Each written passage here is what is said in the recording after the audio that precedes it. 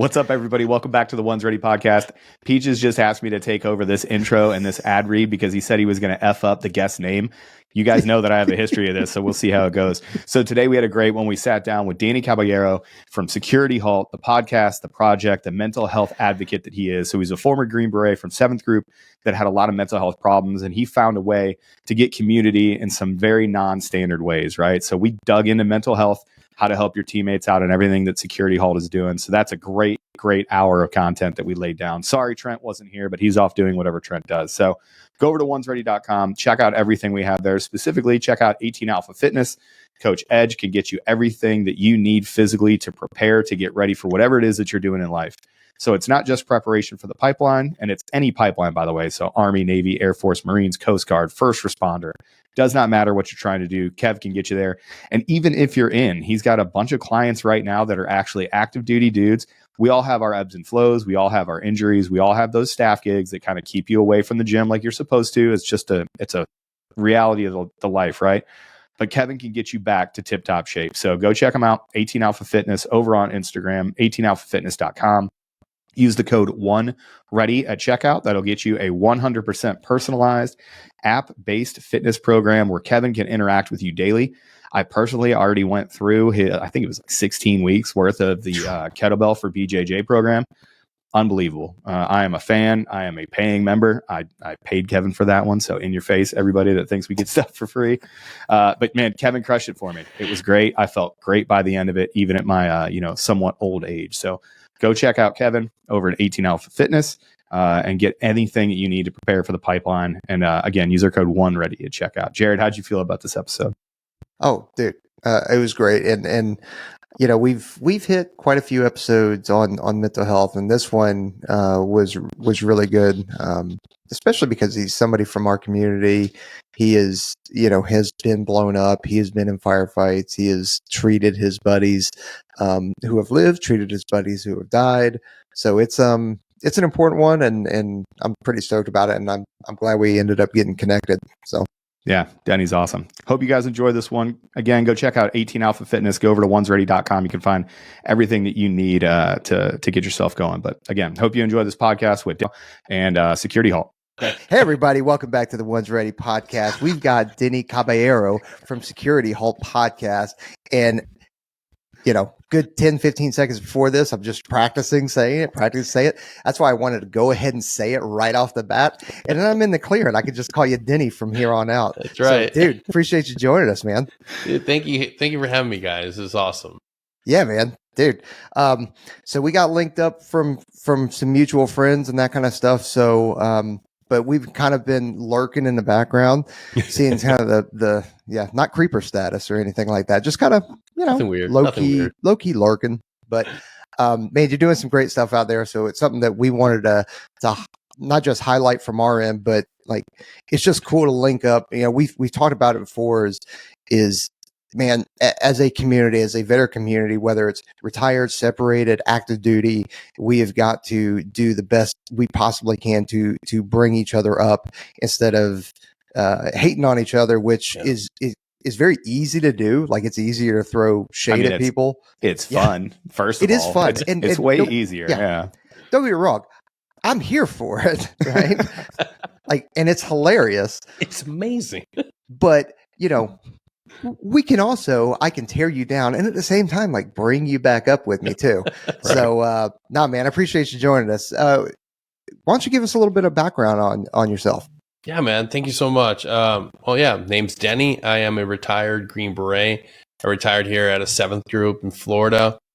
But like a lot of us in this profession, a lot of our brothers and sisters, when we break in magnificent, wonderful ways.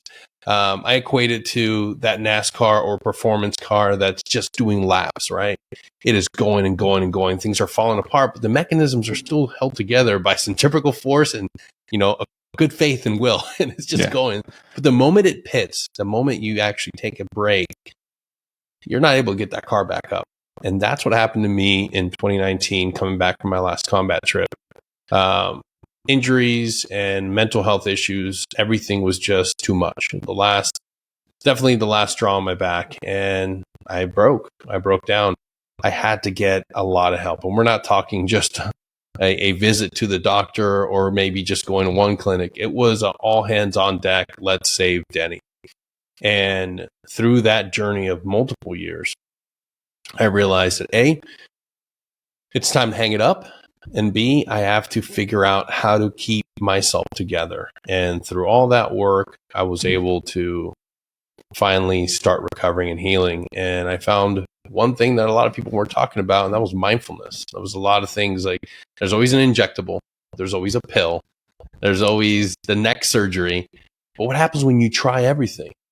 You know, I got a fused neck. I've got 2 feet that were cut up and worked on, and nothing worked. Nothing was able to get the pain to go away. So what do? I trust in people, and I picked up mindfulness and started practicing and running with it. And then I realized what we all need is connection. All of us. We need our brotherhood. We need the camaraderie because, and I'm sure as you guys know, our soft professionals here in the Northwest Florida area and in a lot of other areas that are hubbed out away from the flagpole, we don't have a support structure when you break down, when you decide to retire, when you decide to go through a med board. You're on your own. It's uncharted territory. They would rather push you aside and say, hey, just, don't die. Right. So what I realized was there's a lot of people that need connection, that need brotherhood, that need a positive connection with people that aren't part of the negative echo chamber of society. People, we as human beings, especially when we're down and we're depressed and we're going through anxiety and mental health issues, it can be really comforting to wallow in that, to sit and stay in that. And one of the things I started doing with Security Halt, the podcast, is just amplifying the voices of positivity with our team room talk, being able to engage in laughter and engaging in comedy, but bring on professionals who are willing to give us information, real solid information of how we can get better. And then the peer-to-peer support group started because, man, I got tired of hanging out in the same lobbies, chatting about the same negative shit over and over and over. And I'm like, none of this is helping me. Like, the problem isn't society. The problem is that I'm not focused on the present moment and the good that's in my life.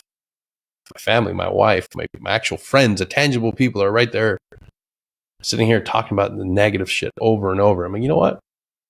Peer-to-peer support, that's a viable option. What does it take? Some work and a certification and a little bit of training.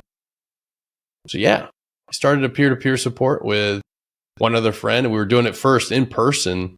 And then that grew, and I realized, you know what? I have Zoom. I know how to make a website. Like, why not bring this out to the masses? Why not hold one night where people can come together? And whether it's 7 people, 10 people, 15 people, or just me and one other person, that's my opportunity to tell somebody, hey, you're not alone. There's a way out of this. Here's some options. We all need a guy. Batman has Alfred. Spider-Man now has that chubby kid. whatever the chubby kid's name whatever his name is, Lloyd, Frank, whatever it is. Every good heist has the guy in the van that's typing on the computer. Yeah, the monkey typing on the computer. Exactly. And when I was at my worst, I wanted to say there was no option. I didn't want to Google. I wasn't really thinking about what I could do to get better. But one thing we do in our peer-to-peer support, we were able to bring other people that have gotten help and know how to access care, and we're able to be your guy on the chair, on the computer. Hey man, I'm not doing good. I need access to care. Cool. I know an organization that's right in your neck of the woods. Here's the information. Or, hey, I'm in a crisis point. We actually had this happen. I am right now in crisis. What do I do? Let's get you to an emergency room. Let's map it out. Let's get you there. I want to be on the phone with you while you get there. It's moments like that you're like, holy shit. Like, we can save lives. We can help each other recover. It's hard. I know it's hard to talk. It's hard to be vulnerable.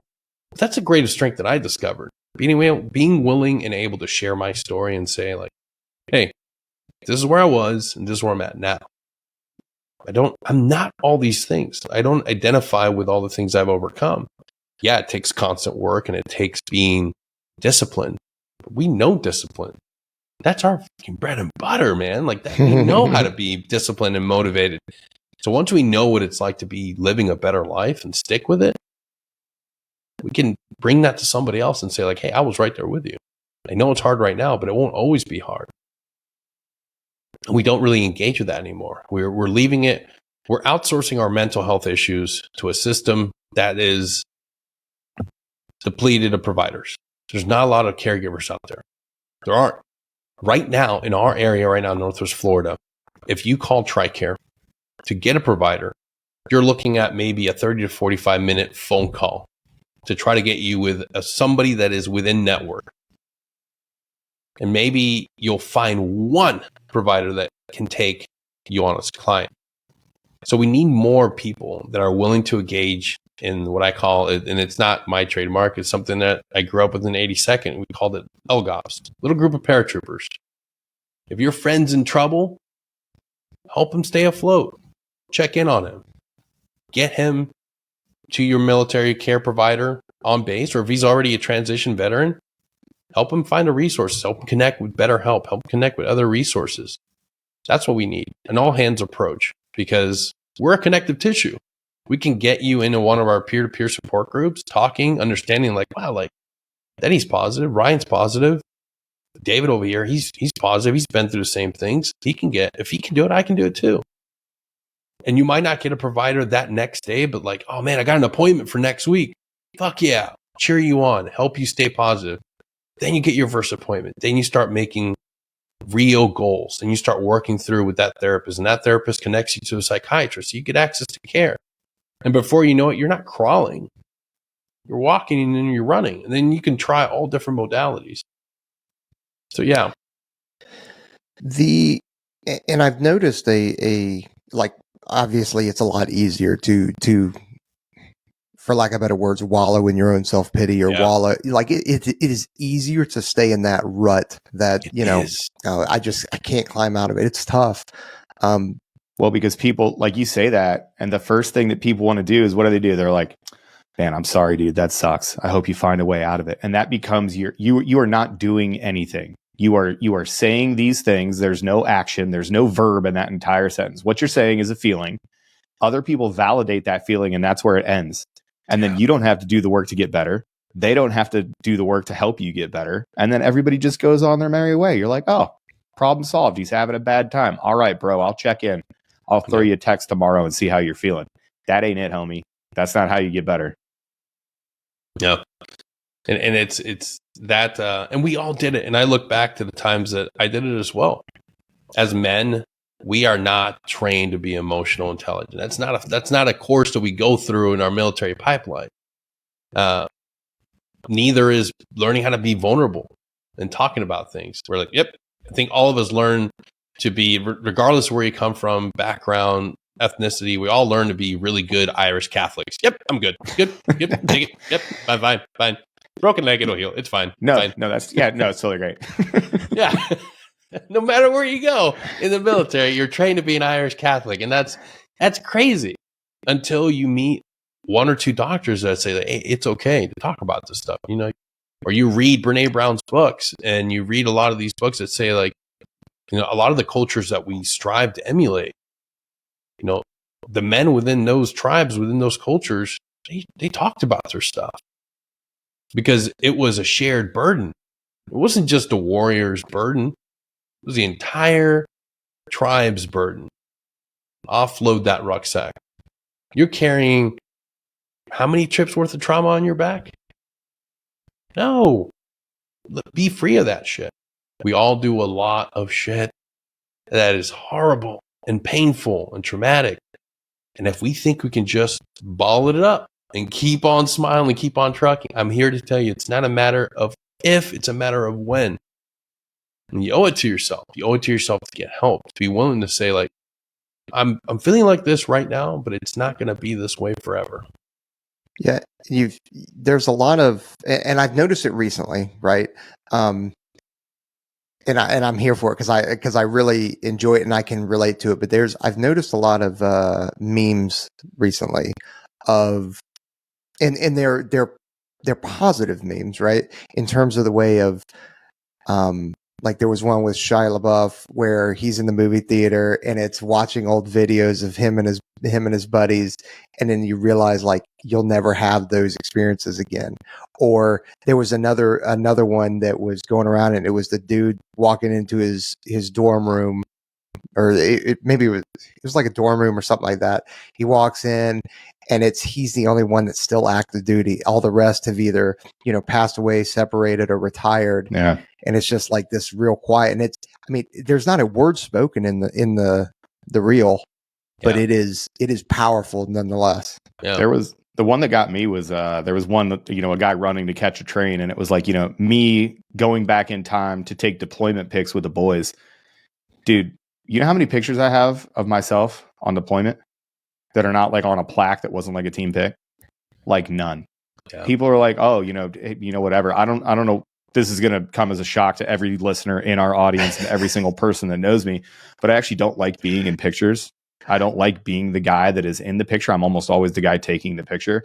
I have like next to zero pictures of me doing, cool guy stuff from any of the deployments I've been on. I'll tell you what, that was one of those things where now looking back after 22 years, man, it'd be kind of nice to have a bunch of those pictures. It'd be kind of cool to be able to go back to those times and be like, man, that time sucked, but it was also good. You missed that camaraderie and that team aspect of it. And it's important to reflect. It's important to look back at the amazing things.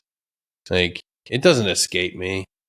I think back to all the amazing things, like my time on a free fall team, my first team. And you think of like the giants that you were with, like the dudes that I was mentored by or looked up to on that team. Like, and you always see it as like, yeah, I'm proud of everything I did, but I know I'm not as good as freaking some of the dudes that I served with. And I look to them, and they might be, I don't want to say his name, but I'll say his nickname. Yeah, nobody's listening. You can say it. You're safe here. This is essentially like a skiff. No one's going to hear this. My first senior, Bill Action Jackson, seeing that dude come through the room and like seeing somebody so friggin' good at their job and realizing like, holy shit, like I'm literally amongst, like, it always takes me back to the movie 13th Warrior, like Antonio Banderas with giant Vikings. And here I am in this room of amazing Green Berets, and just reflecting back on everybody I was able to serve with. Like, people don't understand what it takes to be an 18 Delta. They don't understand what it takes to be an 18 Fox. They don't understand what it takes to be a senior 18 Bravo. And you see these dudes like legends walk in every single day, and it will never escape you when you reflect back. And it's important to, but don't look back as if that's the greatest fucking thing you've ever done, because it's not. There was an instructor that used to always say, when do you earn your Green Beret? And you're like, this summer, dog. Graduating that stage. And he's like, you stupid boy. Like, no, you don't earn that, motherfucker, till the day you're done. Like, till the day you're fucking done. Now you have it. Use that as your fucking mountain to freaking be able to move on to the next objective. That's a reality. All this fucking amazing thing you did, when your time is over, when it's all said and done, don't look back with feelings of regret and, God, I wish I could do that. God, I wish I could do that. No, that's a young man's game. You're never going to be able to go back to do that. Don't stay in the past. Enjoy it. Reflect. Think of all the great things you did. But it made you who you are today. And I am, all the things I have now, all the things I've been able to do is because of those experiences, because those great men, those great leaders, those great moments within that regiment. I don't look back now with sadness, wishing I can still do that. And that was a big part of it. When my injuries got to the point where I couldn't do this job anymore, that identity nearly killed me. Still having that drive and wanting to, like, fuck, I literally just did this for a full deployment. Now I'm struggling to get out of fucking bed. Now I'm struggling to keep my mind together. Like, those that know me intimately know that my mind got to the point my TBI had caused so much distress in a way that I tried to like associate within the world that I couldn't remember anything. I carried a stack of notebooks, red ones for secret, and I locked those up in the safe at the end of the day. Black ones are for administrative notes, and blue is my life. That's all fine and dandy until your dumbass leaves a blue book with all of your like passwords and everything outside of one of the treatment centers that you have to visit on a daily basis, and then you're freaking the fuck out, and you're like, where's my notebook with all my passwords? Like, you can't live like that. But we try. How many of us do that? How many of us walk around thinking that because this is broken, I can manage all this with all these notebooks and all these different systems? I got to the point where I wouldn't empty out my truck at the end of the day. I would have my locker at work, and my truck became my overflow because it's got to be in the truck.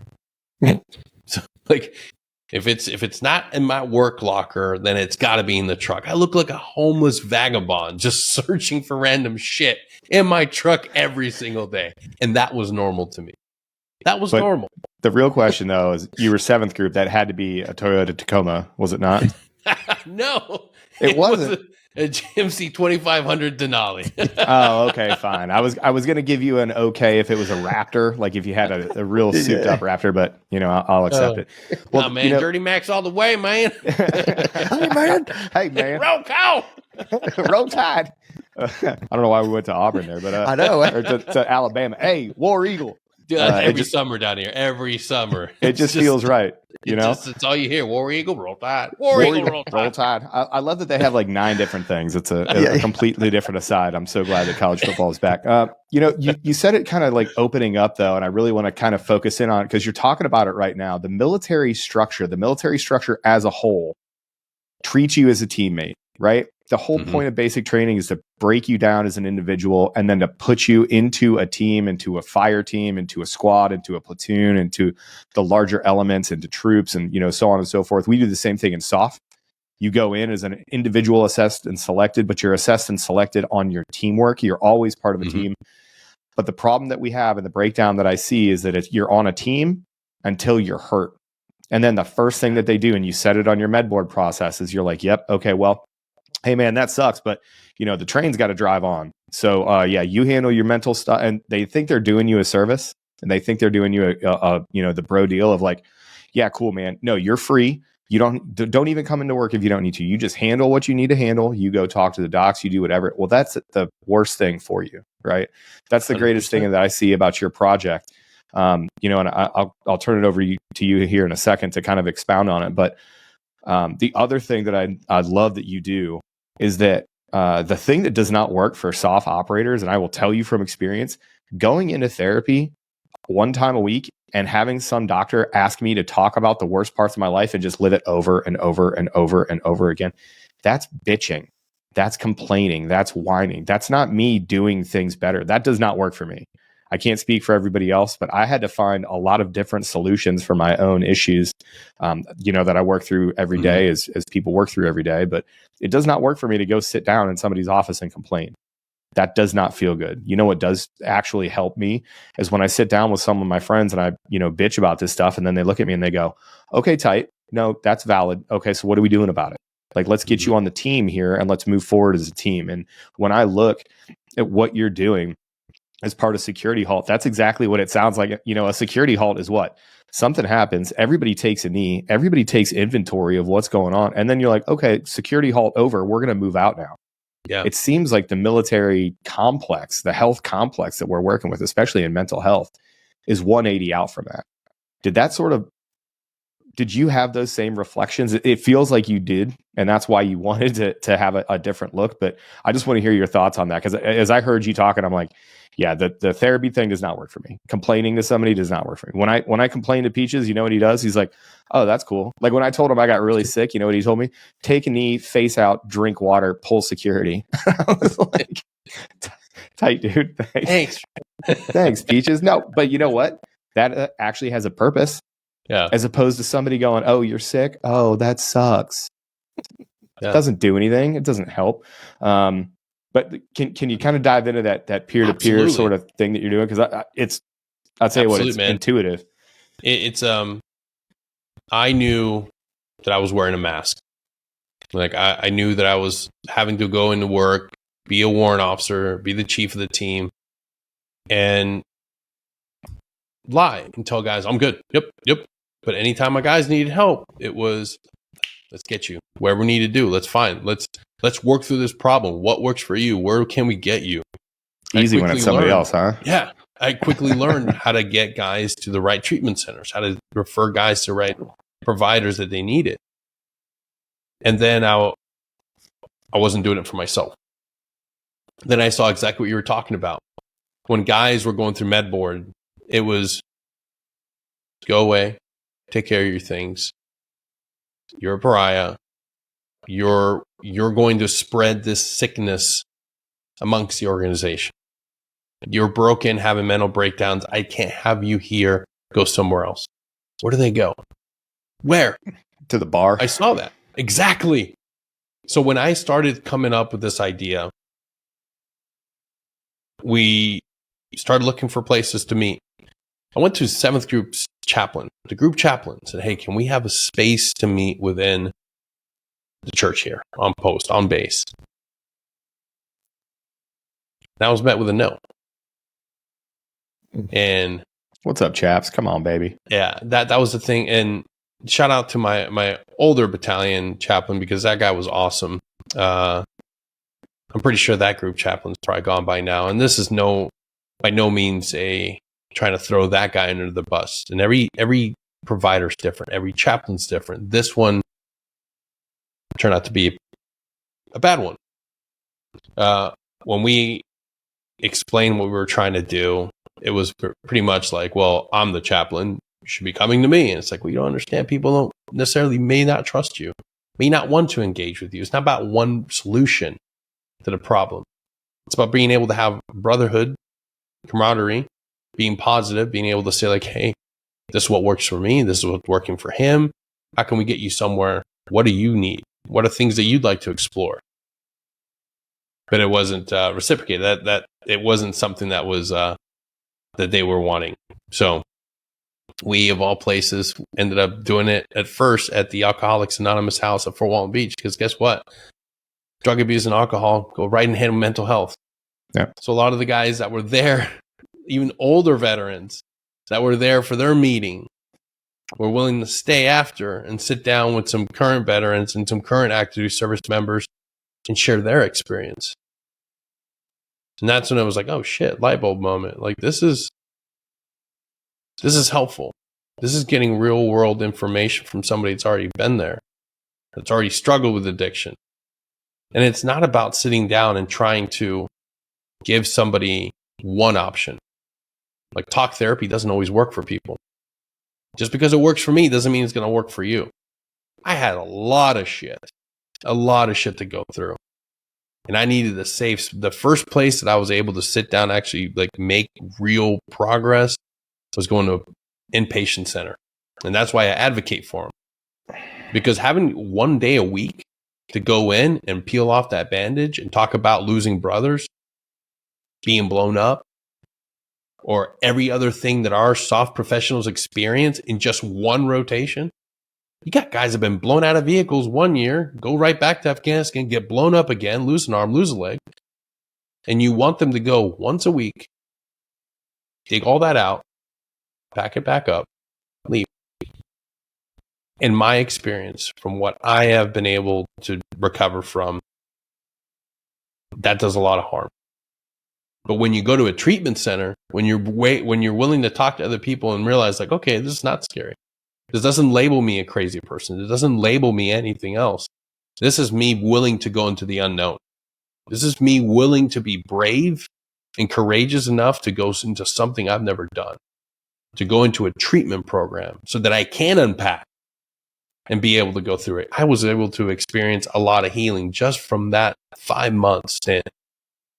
And that's what helped me. There's programs out there like 22 with Dr. Pamela Arnell. TBI. Yeah, forgive me. The name of the program will come out there. I can relate. I'm there. But there's programs out there that have different protocols where it doesn't even require you to divulge the actual details in order for you to go through their treatment protocol, in order to heal from it. And that's the thing that I realized. Security Halt can be a great resource by aggregating, completely going through, researching, and pulling out all these organizations. I didn't know about Mission 22. I didn't know about Heroic Hearts. I didn't know about any of these organizations. And that's just a couple of them. I didn't know about the Cohen Veterans Network. I didn't know about getting access to better help. I didn't know these are real things that are out there. Programs, Advancing Warriors, another great one. They're not labeled and listed out there in front of the service member as he's walking through the battalion area.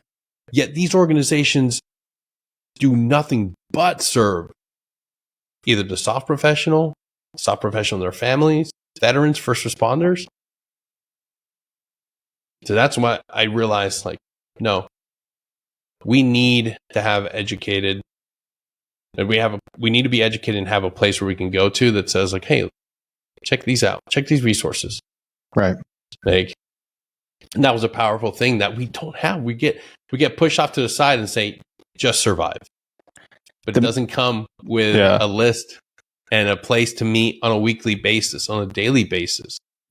I found freaking organizations like the Honor Foundation, again, on my own, through advocating and searching and digging and finding, like, oh shit, this organization will help me learn about myself, how to market myself, how to write a resume. But even more impactful than that, what the Honor Foundation really did for me was give me the ability to realize what I wanted to do. Yep.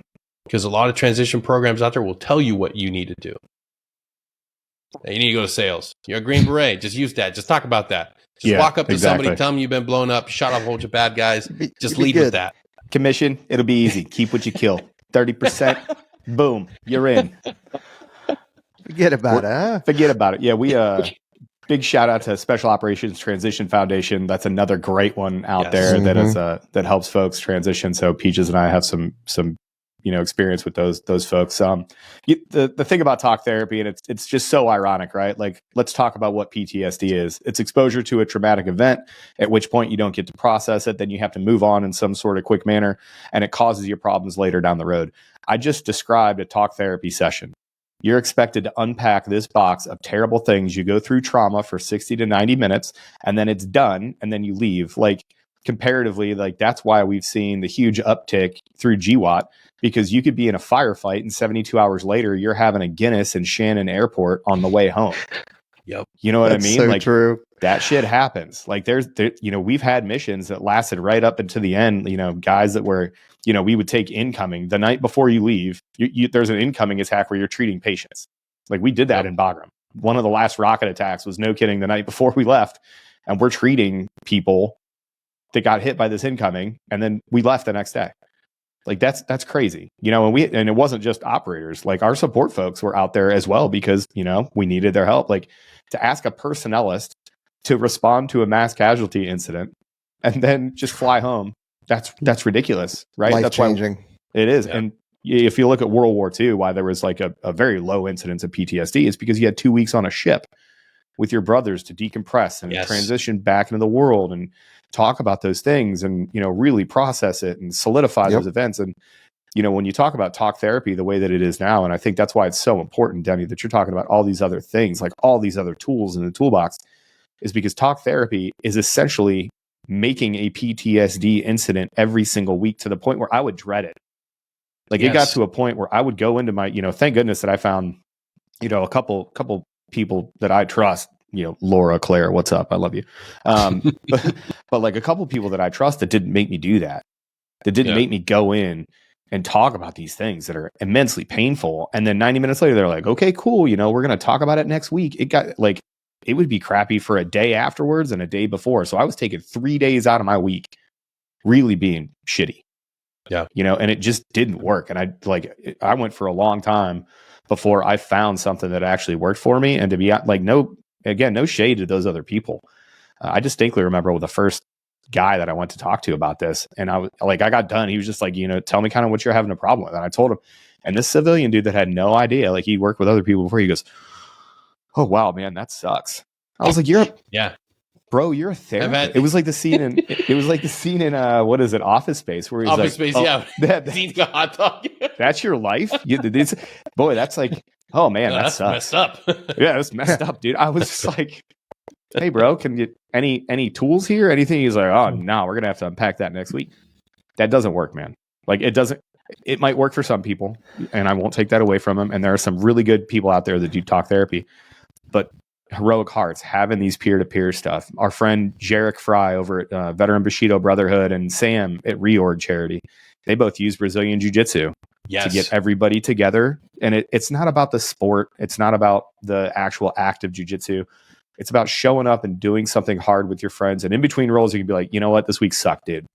This week was shitty for me and life got in the way. And, I'm just glad to be here with you on the mats. And then you go back to doing because that's how we're hardwired. Get on the team, figure it out, say that this sucks, and then go on. And I'll go right into that because this is a profound moment where mindfulness is weaved into something that we don't think is often related. When you think about jiu-jitsu, why does it work for veterans, specifically our soft brotherhood? It is becoming a very popular modality. Here's why. You have nothing but time and space. Somebody's putting you in a position of discomfort. How do you get out of it? How do you get out of it? Are you going to be frantic? You've never seen this on a mat. You've never seen two individuals going through rolls, going through practice, and one is just frantic, just losing his mind. Well, thinking, white belts. Spazzy white belts. Maybe a beginner. That's why I'm there. That would be me if I didn't have any understanding of mindfulness. I don't practice jiu-jitsu, but I have a lot of friends that do it. Yep. Fascinated by the aspect of mindfulness that I find in it, because you see what they're doing. Mm-hmm. They're in the present moment, working through something systematically. And what happens to us when we're nothing but anxiety and our trauma? We're everything but systematic and present. My former Denny, just a few years ago, I would wake up to get ready for work, and 90% of the time it would be like, what the fuck? Where's my sock? Where's my watch? Where's like a fucking frantic mess? Because nothing up here is wired to be calm and downregulated. Everything is like a raw nerve. Everything is fight or flight, stuck in fight or flight. I'm like, whatever. I'm like, what the fuck are you talking about? Yet my movement, the erratic behavior, the things I didn't realize, because you can't see it. But your wife can see it. Your kids can see it. Oh, my kids for sure can see it. Like, if you ever hear your family members or your wife say, I feel like I'm walking on eggshells around you, that is the fucking canary in the coal mine. When you hear your family say that, you need to start fucking looking at every viable option to get help in that moment. What none of us knew is that there is such a thing as secondary PTSD. Mm-hmm. And I get it. A lot of doctors don't believe in PTSD. And I think it's value added to have those discussions. I think it's great to have the doctor that would say, hey, this is more of a physical inflammation in the brain versus, and I love having both camps on. Both people that there are people that don't believe in it and people that do, because those discussions need to be had. But what you can't debate is when your wife hates coming home because you can't operate like a normal human being, because everything to you is a crisis. Everything to you is a, whoa, what the fuck? What the hell's going on here? Jesus Christ. Like, that's the thing that we have to be able to address and talk about at home. How are you at home? But we don't want to ask those questions in a team room. Yeah. I've heard there was a great analogy that I heard that unmitigated PTSD is like being a suicide bomber. And who does a suicide bomber hurt most? The people that are closest to him. And it's over and over and over again. And like some weird Greek mythology character, you get to wake up anew every day, and you're that ticking time bomb, and you're going to explode and hurt the people closest to you every single day unless you figure it out. Yep. So this is let's see if I can articulate this well. Especially because mental health is becoming, people are more apt to talk about it now and all that kind of stuff. I feel, and I'm interested to see what you guys think. I think that Hollywood has done us, the veteran community, a disservice in the way that they have portrayed, Yes. whether it's PTSD, whether it's, I don't even want to say it's PTSD, the way that it has portrayed veterans, just that have gone to Afghanistan, Iraq, the Desert One, or Iraq One, whatever you want to call it, Vietnam, that is come back and you are a broken person that can't function and you're all kinds of fucked up and like whatever. You're just this booger that we got to freaking flick, right? And I'm interested to see what you think about that, Denny. If am I off base here? No, you're 100%. I watch him and I'm like, what is this? I see it all the friggin' time. I don't know if I can cuss, so I try you can do whatever you want. You've been doing it already, and yeah, I just dropped an F-bomb, so whatever. If a tree falls in the forest and no one's there to hear it, does it matter? It's so irritating. But again, I got to take a step back and realize we've sold it to this individual. Mm-hmm. I meet an individual and I can identify him. I can paint him, describe him to you right now. The grunt style t-shirt, the high and tight, the beer belly from eating and drinking too much. Rigger's belt and the jeans, baby. Let's go. Exactly. And at first, I used to fucking dog on that person. I used to sit there and be like, what the fuck is wrong with you? You're outside now. Right. You're on the other side. But you know why they do it? For the brotherhood. Yeah, for sure. Because if they're wearing that t-shirt, somebody else sees them. And if they carry that identity, somebody else would see that and recognize it. And hey, they have something they can talk about. Hey, battle buddy. And I hate it. Hey, brother. It's bad, but I try to be compassionate. I try to understand that somebody sold him that identity. They packaged it, handed it to him when he transitioned out. And now people engage with him and there's some sympathy. And now people engage with him and they say, oh, that's just old Bill. He's just grumpy. Like, yeah, I'm a disgruntled veteran. Look at me, disgruntled veteran. No, you're Bill. You're Steven. You're David. You're a good fucking human being. You're a good former fucking infantry, Calf Scout, fucking Loadmaster, whatever you were. You are not your PTSD. You are not your traumatic event. But the Hollywood idea that a veteran is broken without, and the only thing that's worthy of us is that lived experience. Yeah. That's what they sell. The only thing that was worthy about you, the only thing that was good about you is what you did in Iraq and Afghanistan. And we're going to salute you. We're going to thank you. We're going to say, thank God bless you. Fuck you. No, I'm better than that. And so are you. Everybody out there. If you have that grunt style t-shirt and you wear the boots and the rigger belt, I'm not trying to dog you out. I'm sincerely not. I know that it's a way to still be identifying with the brotherhood that you fought so valiantly and so fucking hard to be a part of. But there's a better community out there. There's a better fucking tribe out there. It's your community that you live in. It's the brothers that you can make. You have a lot more in common with the person next to you than maybe the veteran that you keep trying to attach yourself to. But we have gotten to this idea where this is how I need to identify because this is my camp. No, that's not. That's a part of you. Grow your fucking hair out. Be willing to not buy the grunt style t-shirt. Buy a regular t-shirt. Yeah. I have a dear friend, a really good friend of mine. Shout out to you, little bird. Fucking Brian. Great fucking dude. Everybody's got a fucking Brian, right? Fucking Air Force, security forces. And he's very proud of that. Very fucking proud of it. But you know what happened when he got hurt? When he had to go get help? He latched onto that grunt style, to that fucking Molan Labe, fucking you name it, because it's marketed to him. It's marketed to people that are hurt. It's marketed to people that have gone through something, and now they're on the outside. And fuck, they don't have anybody. They have a few friends, but they don't have the same lived experience. And what I like to say and what I like to challenge people is do the work, do the deep internal work to find out who you really are. The beret, the paratrooper, the service member, that's a fraction of who I am. It's a fraction. I am a husband. I am a fucking peer-to-peer support facilitator. I grow orchids. I love being active. I love being outside. I want to freaking climb mountains again. I want to be able to rehab my feet. So yeah, someday maybe I can run a freaking marathon. Like, I'm an avid reader. I'm a person that volunteers. I am a fucking really rad fucking dude. But within that, all that shit, maybe there's Green Beret in there. Yeah. But that's not everything.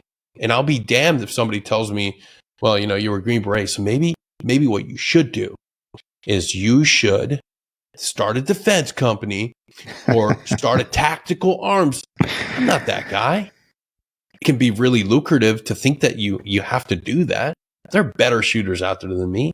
I don't have that passion. I have more of a passion to go fishing than I do to sit on a fucking range and fucking instruct a bunch of boners on how to do fucking basic CQB stuff. Like, you're not going to go out there and defend our nation. So why the fuck do I want to escort you through a fucking fake ass shoot house now in some fake ass tactical scenario? No, I don't want to do that. Right. I just want to be me. And that's the best thing we can all do. Yeah. And I know it's, we've picked on a couple companies or what, but in their defense, since they're not here to, say it, like, it's kind of like the placebo thing, right? Yeah. It's okay. Maybe, and I'll just say, drink, obviously, drinking this water, right? It actually physiologically doesn't do anything for me, right? But if it helps me in some kind of way, whether it's mental or gives me a sense of connection, purpose, community, or whatever, even though physiologically it doesn't do anything for me, but it works, it's not dumb, right? If it's a placebo, but it works, it's not dumb. So if that's what you need, then or want, then fine. That's fine. All I'm saying, and Denny, I don't want to speak for you, but is you are more than that. Exactly. Right? There's so much more. There's more depth to you than that. Like, I got it. You identify it. Like, I mean, shit. I got freaking CCT in my freaking, Instagram handle. and in my email address. I wasn't calling you out. I'm sorry. Right. But, right. So this is what hurt sounds like. I want you to pay attention, everybody. This is what internalization feels like. It's just one of those things that it is a vast majority. So yes, grunt style is the big dog out there, and it's easy to label them as part of the issue because it is so easily accessible. And I know they're trying. I know recently they had a podcast episode where they talked about some of the things associated with their brand, and like, they're growing, they're adapting. Mm-hmm. Yeah. It is something that people have used, because I've talked to friends that do this. I wear this t-shirt. I go to the gym. I'm alone. I'm fucking nervous. I don't want to be there. And then I know there's a veteran there, so maybe it'll strike up a conversation. So I totally get that. Yeah. So again, not trying to shit on you if that's you, if that's what you wear. The danger just want is you to understand that you're more than just your service. You're more than just what you used to do. The danger is that ego and that id wrapping each other up. Like, that's the danger there. Like, I love this Marcus Luttrell. So Marcus Luttrell went in and he talked about, I'm sure you've seen, it's got millions of views on YouTube. He was talking to the Alabama football team. He basically went through the lone survivor scenario, right? And at the end of it, he did it as a way to tie it in, like, bonds forged in adversity can't be broken. And, I was there for the team, and it was a team speech, right? He said something that I connected to, way earlier, 10, 15 years ago. And he's like, this wasn't just a job. This is who I am. I connected with that initially, and I've evolved almost 180 out from that now. Like, I love being a PJ. Being a PJ shaped me. It molded me. Like, everything about it has been, the best and worst parts of my life, but it's been, the single most useful thing that has ever happened to me in my entire life. But I'm Aaron Love, man. I'm not going to be a PJ here soon. Right. And I'm okay with that. Like, I'm going to move on. I'm going to do something else. It's going to be a great part of my life. But to wrap my ego up in that, my very person, to say that I am a PJ and this is what I do and this is forever who I am. I don't know if that's really useful on the way out, because then it leads to, oh, well, you're a PJ. You should go teach civilians how to do, basic trauma medicine, or you're a PJ. Maybe I don't want to do that. Maybe I do want to go work in a completely, the tech market sales, social media space as my next job. Maybe I don't want to do the next job at all. Maybe I just want to go do these other things. And maybe I do talk about being a PJ. Maybe I don't, but I think it's probably on the line of like 80-20 don't and, 20 do in certain scenarios. So it's just one of those things, as long as you're not wrapping your ego in your id, as long as you're not like wearing that t-shirt as a way. I saw a t-shirt on the plane the other day that was like, I'm the infidel Allah warned you about. I was like, hey dude, you're 60, you're obese and 60 years old on an airplane. Calm down. This is a Delta flight, my guy. I shit you not. What flight were you on? Shirt. What date? Because I saw something that meets that demographic, that description to a T, with the same T-shirt when I was flying to San Antonio recently. That's how that checks. That checks. No, that's a hub for the infidels. That you're like, I always like that one, and then like on his pack, he had a patch. It was one of the old ones, but it was like Major League Door Kicker, and it looked like an MLB logo, but it was the guy behind the rifle. Hilarious. I was like, calm down, my dude. Like, it's not that serious. But as long as that's not part of like who you are, the t-shirt thing in the gym, that's a weird thing that I used to never wear PJ stuff out anywhere at all. Like never. I was just like, I'm not wearing a PJ shirt to the gym. If we're going to work or something, fine, or whatever. Yeah. But like on the off time, I never did that. I actually have evolved on that a little bit, where I'll wear, especially like our shirts, check them out over on onesready.com. But I'll go to the gym, and if it has like the iconic, the icons on, or if it's got our stuff, people actually find something. They'll walk up and like, give you a fist bump, or be like, hey, what's up, man? I was in the Army. It's like, oh, okay, cool. As long as that's not part of your id, as long as you're not wrapping that into who you are as a person, but more of like what you did in a shared experience, I think that's valuable. 100%. Dude, like the one thing that I knew and saw was the identity crisis. And I was really fortunate. I have a really good friend, JJ, reached out to me. We're talking a while back. This is a few years now. And he got out when he was in the 82nd. Really successful, beautiful family. We were talking. And it's one of those friendships where you don't talk for a while, but you instantly pick right back up whenever you get a chance to talk. And we got on the topic of transition. And one of the things he did tell me was like, you got to work on the identity. Because I'd be lying if I said that I didn't struggle with it still to this day. I was like, shit. If he's dealing with that, and he got out when he was younger, I know for a fact this is something I need to address. I have to. And I remember looking back and now starting to realize, like, okay, check on some of your older teammates. Like, what are they doing? What worked? What are they doing that for the ones that were able to transition successfully? They all talked about identity. They all talk about finding your true identity. And I didn't have that. Yeah. Everything I had was because of SF. Everything I had built, everything, my foundation was on that beret, that Yarborough knife, those deployments, that job. My greatest achievements were all there. And it's like, oh, shit, I got to work on this. Yeah.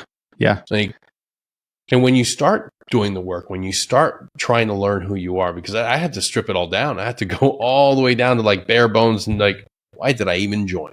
Why am I even here? What about me is authentically, truly me? Who am doing I? That work was like, it was rewarding though, because I was finally able to put attributes and core values to who I was. Because the Army gives you their values.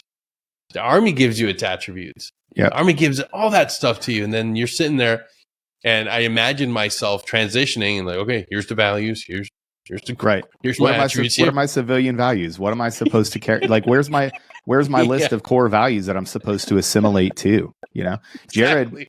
Jared just sent me a post the other day. I'm not going to put his name out there, even though it's out on the internet, but you know, a pararescue chief that was, I mean, highly revered. He was the highest ranking enlisted dude in special warfare at the time.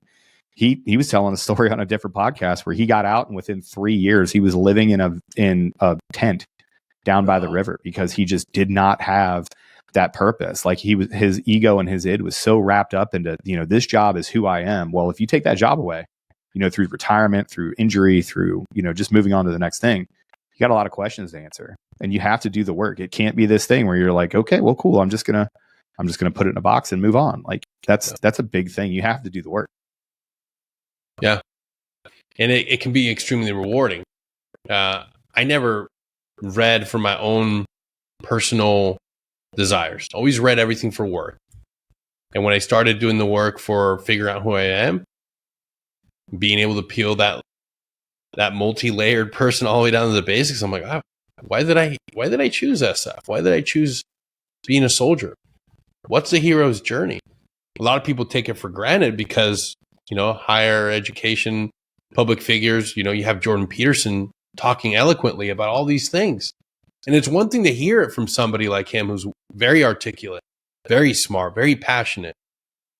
And he's describing all these tenets of what it means to be a man, what it means to be a warrior. And I'm like, well, I'm a warrior and I don't even know these things.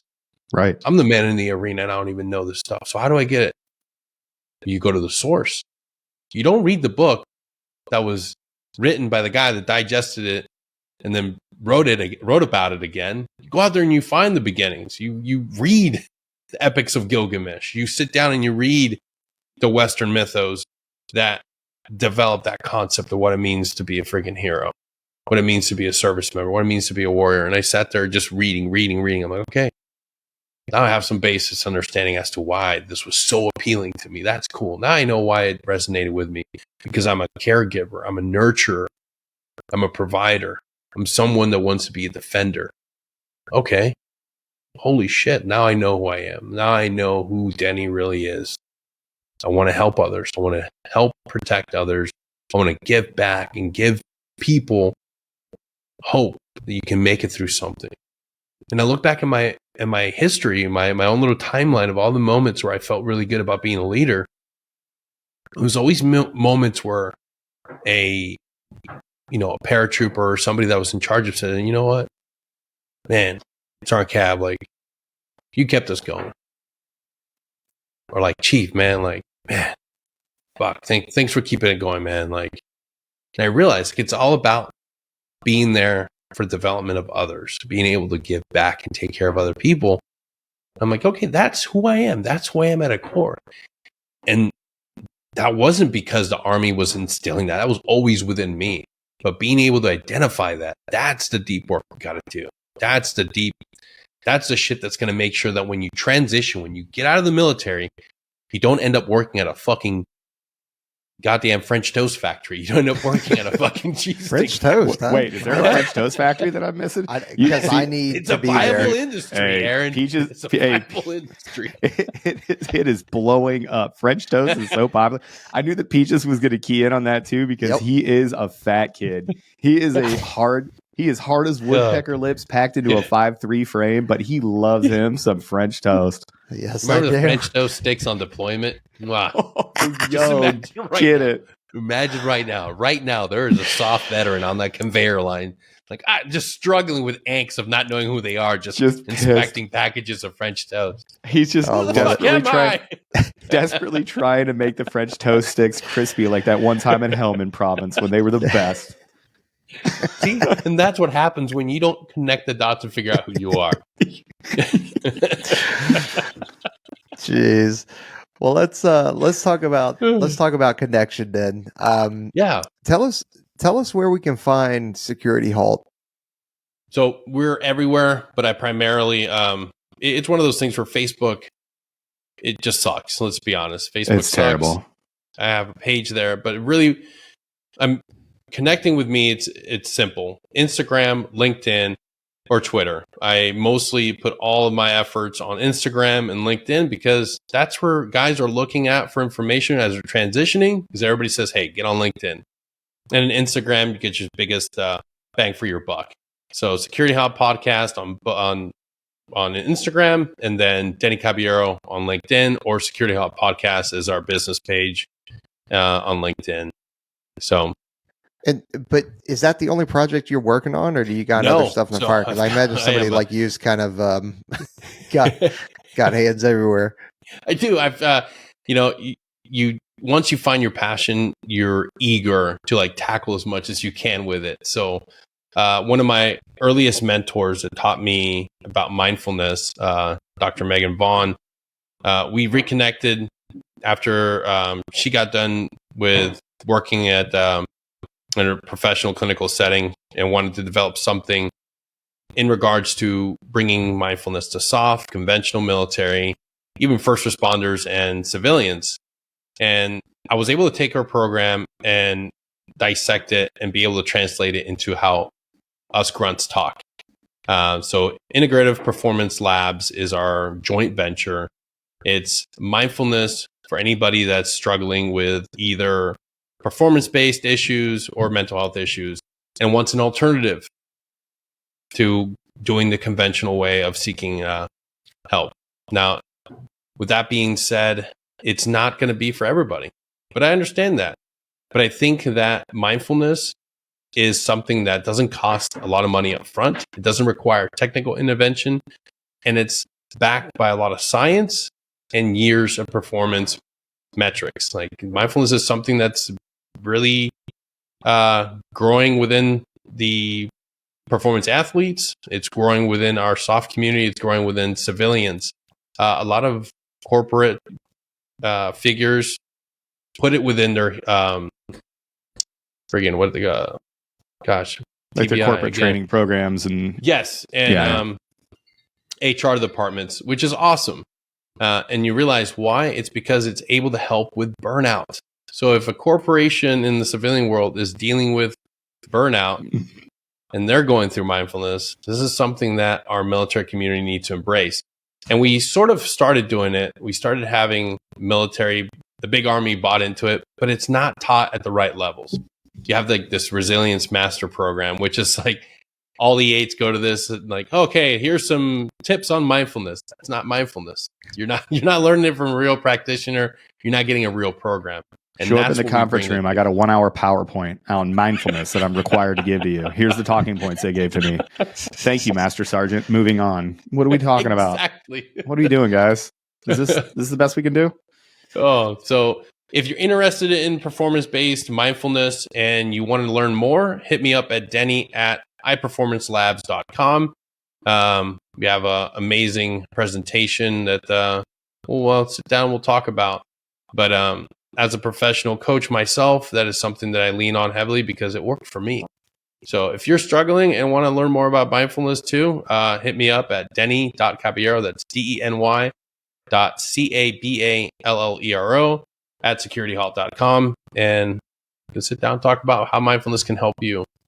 But or if you're interested in joining our Sunday peer-to-peer support group, visit us at www.securitylhalt.com. Click on support group and choose what day you want to come join us. Hint, it's only Sundays, but you can choose all the different Sundays throughout the month and see which one works best for your schedule. Awesome.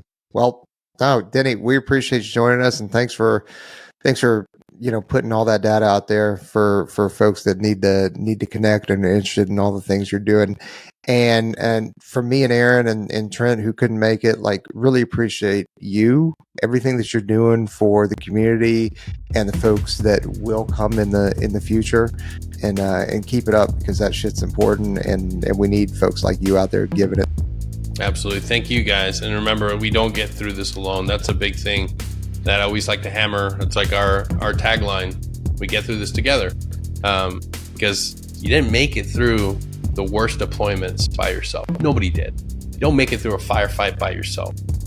So regardless of who you are, there's always a Ranger platoon there to save you. There's always somebody else there to save your skin. The QRF. There's always QRF. There's always somebody there that's at the worst moment is willing to be there and maybe bring up a 240 and start laying out some fire for you. So don't get in a firefight by yourself. Call in for support. That's what we're here for. And I ain't following that up. All right, everybody. Thanks for joining us. Later. Thanks.